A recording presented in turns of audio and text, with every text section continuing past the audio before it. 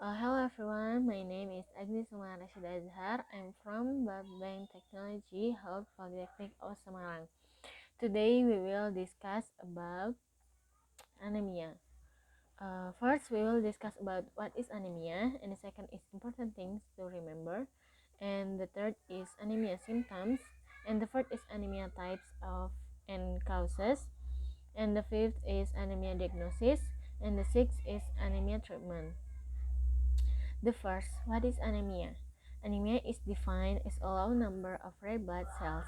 In a routine blood test, anemia is reported as a low hemoglobin and or hematocrit. Hemoglobin is the main protein in your red blood cells.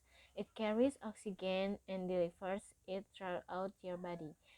If you have anemia, your hemoglobin level will be low too. If it is low enough, your tissues or organs may not get enough oxygen.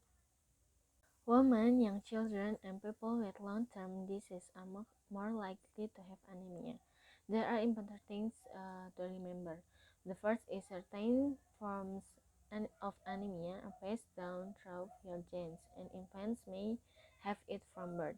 The second, older adults have a greater risk of anemia because they are more likely to have kidney disease or other chronic medical conditions. The third, women are at risk of iron deficiency anemia because of blood loss from their periods and higher blood supply demands during pregnancy. The next is anemia symptoms. The signs of anemia can be so mild that you might not even notice them. At a certain point, as your blood cells decrease, symptoms often develop.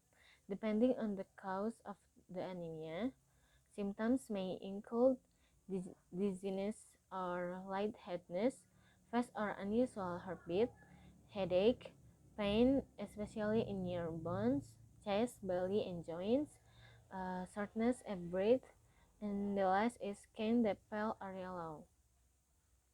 The next is anemia types and causes. There are more than 400 types of anemia, and they're divided into three groups. The first, anemia caused by blood loss. Causes can include gastrointestinal conditions such as ulcers, hemorrhoids, gastritis, and cancer. Non-steroidal anti-inflammatory drugs such as aspirin and ibuprofen. A woman's period and the last post-trauma. The second is anemia caused by decreased or faulty red blood cell production. Causes can include bone marrow and stem cell problems, iron deficiency anemia, sickle cell anemia, vitamin deficiency anemia, especially B12 or folate. The third is anemia caused by destruction of red blood cells. Causes can include an attack by your immune system, as with lupus, conditions that can be passed down through your genes, such as sickle cell anemia, enlarged spleen, and last is toxins from advanced liver or kidney disease. The next is an anemia diagnosis. A complete blood count or CBC test will measure your red blood cells, hemoglobin, and other parts of your blood. They will probably do some tests, including the first blood smear or differential to count your white blood cells, check the shape of your red blood cells, and look for unusual cells.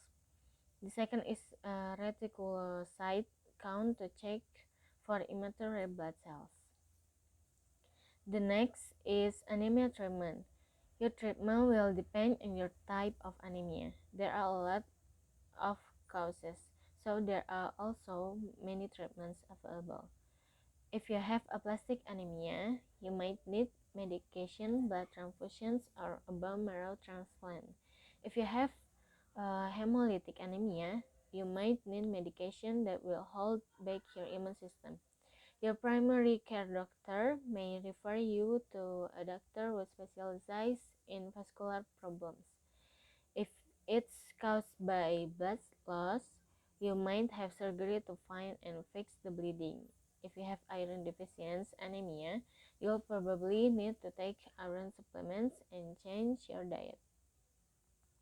Sickle cell anemia treatment includes painkillers, folic acid supplements, intermittent antibiotics, or oxygen therapy. A drug called hydroxyurea is often prescribed to decrease sickle cell pain crisis. The medication called voxelotor, which can help your red blood cells keep their proper shape.